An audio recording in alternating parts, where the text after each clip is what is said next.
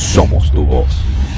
Hoy vamos a conversar con Moisés Chocrón, analista internacional, a propósito de esta crisis diplomática entre Ecuador y México a partir de la incursión de funcionarios policiales ecuatorianos en la embajada de Ecuador en México para detener al ex vicepresidente Jorge Glass. Una acción que, por supuesto, ha generado la condena y el rechazo de parte de la comunidad internacional. Así que, Moisés, un gusto, como siempre, saludarte. Bienvenido, ¿cómo estás? Hola, Vanessa, y a todos los que nos están escuchando hasta ahora. Un gusto, como siempre, conectar contigo, Moisés, en esta oportunidad para hablar sobre esto que tanto está dando de qué hablar hoy. La comunidad internacional se ha pronunciado a propósito de lo que ocurrió en la embajada de Ecuador en México, tras lo cual fue detenido el vicepresidente Jorge Glass. Pero ¿cómo entender la raíz de esta gran crisis? ¿Quién además es Jorge Glass? Y ¿qué tanto puede hacer la comunidad internacional para tratar de solventar esta crisis que se ha generado a partir de este caso en particular? Bueno, en realidad es un caso bastante típico de escalada de conflicto. Todo empieza por un impasse de lo que llamamos la diplomacia del micrófono, que es simplemente pues dar declaraciones que están fuera de lugar o subidas de tono, que se pueden considerar injerencistas, ¿no?, de las políticas internas de otros estados. Eso ya de por sí conforma una especie de violación a la costumbre internacional de no inmiscuirse en asuntos internos de otros estados. Y en este caso debemos señalar que México fue quien comenzó el conflicto al señalar o cuando menos dejar ver que el presidente actual de Ecuador, Daniel Noboa, había logrado llegar a la presidencia solo porque murió el otro candidato, fue asesinado de hecho el otro candidato de Ecuador, el otro candidato opositor al correísmo. Esas declaraciones las hizo Andrés Manuel López Obrador, AMLO, el presidente de México, en una de sus conferencias mañaneras hace más o menos 2 semanas. En estas declaraciones el mismo AMLO pues asegura que con la muerte de Villavicencio lo único que se logró fue que Daniel Noboa lograra llegar a la presidencia. Obviamente esto causó un impasse diplomático porque Ecuador en ese momento dijo que México no debía inmiscuirse en los asuntos internos ecuatorianos y que además estaba muy mal que tratara de señalar a Noboa como el único beneficiario de la muerte y el asesinato de Villavicencio. Por eso es que Ecuador declara a la embajadora de México en Ecuador, la declara persona non grata y le da 3 días, creo que fue, para abandonar el país.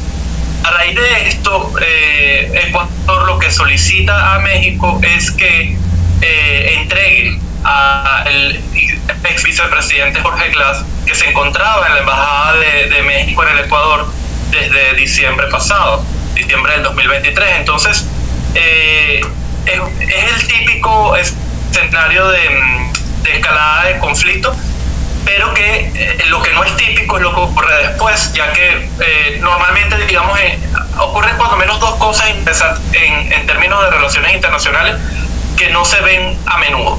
La primera cuestión interesante es que México no responde con la misma medida a los diplomáticos ecuatorianos en México. Quiero decir, normalmente cuando un embajador es expulsado de un territorio, el territorio o el estado que envía a ese embajador dice, bueno, basado en el principio de reciprocidad, yo también expulso al embajador de tal territorio de mi país. AMLO decidió no hacerlo, decidió no expulsar al embajador ecuatoriano en México. Y eso de verdad es algo nuevo en relaciones internacionales porque no es recurrente verlo. Y fue como una manera de desencalar el conflicto. Es decir, a pesar de que los comentarios iniciales de México no debieron haber ocurrido nunca, el AMLO demostró, pues, digamos, ese primer paso para desencalar el conflicto. Sin embargo, cuando Ecuador solicita la entrega del ex vicepresidente Jorge Glass, en México digamos que toma una decisión totalmente contraria a lo que estaba pidiendo Ecuador, que es otorgarle el asilo. Hasta este momento México había recibido como una especie de refugiado a Jorge Glass, pero no había entregado el asilo. Ahora, lo el segundo elemento que ocurre, que también es extremadamente atípico en esta escalada de conflicto que les describo, es precisamente el que Noboa haya enviado a la policía de Ecuador a asaltar la embajada de México y sacar por la fuerza al expresidente Jorge Glass, vicepresidente Jorge Glass. Claro, sin embargo, bien pudiesen decir en Ecuador, Moisés, que Jorge Glass no era ningún santo. De hecho, tiene causas abiertas, ha sido condenado por corrupción. Sin embargo, se justifica una acción de este tipo para detenerlo. Ambos están en lo correcto.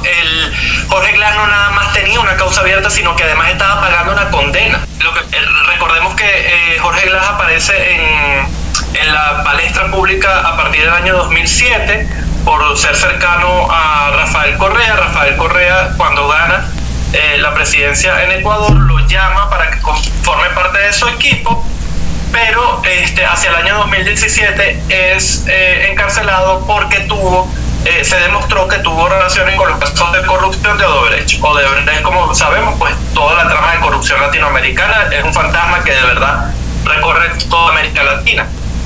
Y a pesar pues de que estaba pagando esta condena, su defensa alegó pues habeas corpus y buen comportamiento como para que él terminara de pagar su condena estando, digamos, con el beneficio de estar en su casa. Sin embargo, cuando la Fiscalía ecuatoriana anuncia el año pasado que va a acusarlo nuevamente, pero por un caso de corrupción anterior al de Odebrecht, Jorge Glass decide irse a la Embajada de México. Por una afinidad puede ser ideológica, como ya sabemos, pues México conforma parte del grupo de la izquierda latinoamericana, así como puede ser actualmente la presidenta de Perú, el presidente de Chile, el presidente de Brasil. Entonces este grupo, digamos que se cuida las espaldas entre sí, era, digamos, el objetivo predilecto que podía tener Jorge Glass para solicitar un asilo. ¿Qué ocurre normalmente en este tipo de casos? O sea, ¿qué podemos esperar cuando una persona en un país considera que está siendo perseguida y acude a una embajada y solicita ante la embajada, ya estando dentro de las instalaciones de la embajada, que es considerado parte del territorio de la bandera que lo ocupa?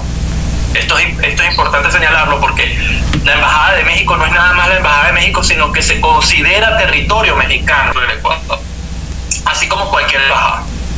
Incluso las de la Santa Sede, las del Vaticano, que ya vamos a revisar ese caso. Resulta que cuando va a Jorge Glass y entra en la embajada, ¿qué podemos esperar? Pues podemos esperar que México en este caso se tomara un tiempo para analizar el caso y ver si otorga o no otorga el asilo, que normalmente el asilo es, por muchos países del mundo y sobre todo países latinoamericanos, es considerado un derecho humano. Entonces, durante este tiempo, pues las autoridades se comunican, México y Ecuador, que son los involucrados, establecen si México es quien está en la capacidad de ofrecer el asilo, determinan si lo da o no, si lo otorga o no, y después de otorgarlo, si fuese el caso, empieza a tramitar un salvoconducto, normalmente. Esto es el tema de que el Estado, en este caso ecuatoriano, le permita a una persona a la que se le otorgó asilo, que en este caso sería Jorge Glass, poder salir del territorio seguro, ¿no? De manera segura. Ecuador lo que alegaba era que había una amenaza inminente de que Jorge Glass abandonara la Embajada de México y el territorio ecuatoriano de manera ilegal. Esto es muy poco probable, hay que decirlo, porque la Embajada de México pues queda en la capital ecuatoriana y estaba totalmente rodeada. Las posibilidades reales de una escapatoria eran realmente bajas. Entonces esto me lleva a revisar el caso, por ejemplo, de Panamá. ¿Por qué la violación de la embajada es algo tan escandaloso? Bueno, porque incluso cuando Estados Unidos invadió temporalmente Panamá para poner preso a Noriega, el dictador panameño, no violó la integridad territorial de la embajada del nuncio apostólico, que es la embajada de la Santa Sede del Vaticano en el territorio panameño. Es más, Ecuador, que le otorgó el asilo político a Julián Assange, en Inglaterra, tampoco, a pesar de que duró varios años ese asilo político y Assange duró varios años dentro de la embajada ecuatoriana en Inglaterra, Inglaterra nunca violó, el Reino Unido nunca violó la integridad territorial de la embajada de Ecuador. Y lo mismo pasó con Noriega. Noriega termina entregándose a las autoridades estadounidenses por una guerra psicológica. Recordemos que pues cortaron el agua, cortaron la electricidad del nuncio apostólico, colocaron grandes parlantes con música de rock a todo volumen, a toda hora del día, hasta que eso surtió su efecto, pues y Noriega terminó por entregarse. Pero en ninguno de estos casos, a pesar de la gravedad del asunto, citamos por ejemplo a Noriega, citamos también a Julian Assange, en ningún caso se violó la integridad territorial. Y eso todos los países del mundo, estén o no estén de acuerdo con Noboa, sean o no sean de derecha o izquierda, lo van a denunciar evidentemente. Y eso es precisamente lo que, respondiendo a tu pregunta, eso es precisamente lo que debe hacer la comunidad internacional, denunciar la violación del territorio de una embajada, porque es algo que primero está contemplado en la Convención de Viena sobre Derecho Diplomático, y además es un principio básico para las relaciones entre los estados. Desde hace más de un siglo ya lo es algo que se debe respetar, es casi sagrado. Escuchan a Moisés Chocrón, analista internacional, claro, pero en este contexto, Moisés, ¿por qué crees tú que Daniel Noboa se arriesga a una acción como esta? Él mismo reconocía que era una situación compleja, sin precedentes, y que había derivado en una gran crisis diplomática con México. ¿Por qué entonces arriesgarse y tomar una decisión de acometer una acción de este tipo, además tomando en cuenta el complejo o la compleja situación por la cual está atravesando su país, amenazada sobre todo por el tema de la seguridad? Sí, recordemos que de hecho México y Ecuador tienen una relación bastante tensa desde que Daniel Noboa llega a la presidencia de Ecuador. La gran promesa de Daniel Noboa es acabar con la corrupción, el narcotráfico, bandas criminales. Esa es la gran promesa, es una promesa de seguridad al Estado ecuatoriano. Entonces, cuando él, ¿por qué es tan importante para él capturar al ex vicepresidente Jorge Glass? Porque él está acusado de casos de corrupción y está pagando una condena por corrupción. Entonces, el Estado ecuatoriano sostiene que no se trataba de un perseguido político, sino que se trataba de un reo, se trataba de una persona que ya tenía una sentencia firme sobre él y que estaba siendo investigado por otros casos. Entonces, que en ese caso México debía abstenerse de entregarle el asilo. Pero México entrega el asilo, recordemos, no en diciembre cuando llega Jorge Glass a la embajada mexicana, sino que entrega el asilo justamente después del impasse producido por las declaraciones salidas pues de contexto de AMLO en referencia a la llegada de Daniel Noboa al poder por la muerte de Villavicencio, el asesinato de Villavicencio. A quien escuchan es al analista internacional Moisés Chocrón. Nos has hablado ya de la Convención de Viena, de lo que dice el derecho internacional sobre la inviolabilidad de un territorio, porque una embajada es parte del territorio del país al que represente allí en la nación en la que esté. Pero ¿hay algún tratado, alguna legislación, convención en la que se especifiquen o se recojan las condiciones o quizás los requisitos para otorgar asilo a una persona? Es decir, cualquiera es objeto de recibir asilo político aun cuando tenga una condena, como es el caso de Jorge Glass, que las autoridades de su país determinaron que había cometido un delito e impusieron una pena. Además, abrieron una nueva causa. Hay convenciones internacionales y hay convenciones regionales para las... Sí. Específicamente en Latinoamérica hay convenciones para determinar a quién debe entregarse el asilo o no, pero en todo caso siempre recae sobre el derecho de entregar el asilo, siempre recae sobre el Estado al que se le está solicitando. No puede haber presiones externas de otro lado diciendo, bueno, debes entregar o no debes entregar el asilo. En todo caso, evidentemente es una razón humanitaria por la que se entrega, y debe ser una persona que no tenga o que haya una sospecha de que está siendo perseguido. Otra de las cosas interesantes que tiene este caso es que no hay, o hasta este momento no había, una alerta de Interpol sobre Jorge Glass, porque la Interpol, como organización Organización Mundial y que funciona con las policías de cada uno de los estados, ellos, ante la solicitud de un estado de una alerta para la captura de una persona, la Interpol toma muy en serio este tema de saber si se trata de una persona criminal dentro de un estado o si se trata de un perseguido político. En todo caso, ellos nunca, cuando hay una ligera sospecha de que puede ser un tema político, ellos nunca generan una alerta. Siempre se tiene que tratar, en el caso que tú me estás diciendo, pues un criminal, jefe de una banda, que además no funciona nada más dentro de un estado, sino que funciona y opera en otros estados. Eso, ellos se asegurarían de que no se trata de una declaración política o una persecución política, y en ese sentido sí generarían una alerta para su captura en cualquier país donde se encuentre. Brevemente, ya para despedir, Moisés, Jorge Glass fue vicepresidente durante el gobierno de Lenín Moreno, pero habría que hablar de la cercanía con Rafael Correa. Se conocían además desde hacía muchísimo tiempo, desde, no sé, que eran Boy Scouts, siendo muy jóvenes. ¿Cuál es la afinidad y la cercanía entre Glass y Rafael Correa? Sí, efectivamente, son amigos de toda la vida, podría decir. Aunque Jorge Glass estudió en ingeniería eléctrica, es decir, no era una persona cercana a la política, cuando llega Rafael Correa al poder, lo llama para que forme parte de su equipo y sobre todo para que se encargue de un fondo que se llama el Fondo de la Solidaridad de la Nación, que es un fondo creado para, en teoría, reinversión de ciertos recursos que generaban empresas públicas ecuatorianas en el desarrollo de Ecuador. Este fondo fue liquidado después de la llegada de Jorge Glass en el año 2010, es decir, fue nombrado en el 2007 y en el 2010 el fondo es liquidado, lo que le dio una vida de 3 años nada más.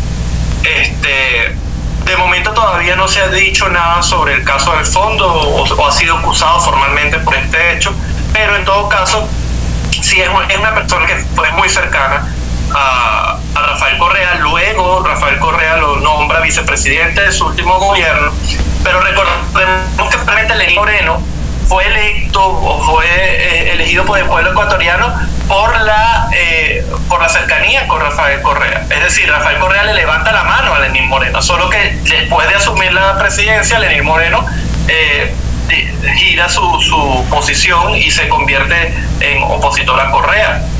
Un poco similar a lo que ocurrió en Perú, este giro que permite salir del correísmo, ¿no?, de Ecuador, porque es Lenín Moreno, digamos, con quien traiciona. También se parece un poco al caso de Uribe y Manuel Santos, que Manuel Santos no se declara abiertamente opositor a Uribe, pero sí, después de llegar al poder, toma unas acciones que lo alejan del uribismo. Lo mismo pasó en Ecuador. Pero Correa se ha asegurado no nada más de levantarle la mano a Lenín Moreno, sino además de nombrar al vicepresidente. Y por eso es que el vicepresidente de Lenín Moreno también es Jorge Glass. Esa es la relación política que existe entre este vicepresidente, pues, en 2 mandatos y hoy en día buscado por la justicia, o bueno, ya capturado por la justicia ecuatoriana. Interesante y apasionante tema, Moisés. Gracias por haberte conectado con nosotros. Recuérdanos tu usuario en redes sociales. No, muchísimas gracias a ustedes, como todas las semanas, para compartir estos temas. Les recuerdo a todos los que nos escucharon, quizás llegaron tarde y no lo escucharon desde el principio, pueden ir a mi cuenta en Instagram, @chocterapia, como se escribe mi apellido, Chocron, y allí pues encontrarán los videos no nada más de esta sesión, sino de sesiones anteriores. Gracias. Escuchaban a Moisés Chocron, analista internacional. Queremos escuchar tu voz. 0414-119-7230. Envíanos un SMS o WhatsApp con tu comentario o denuncia.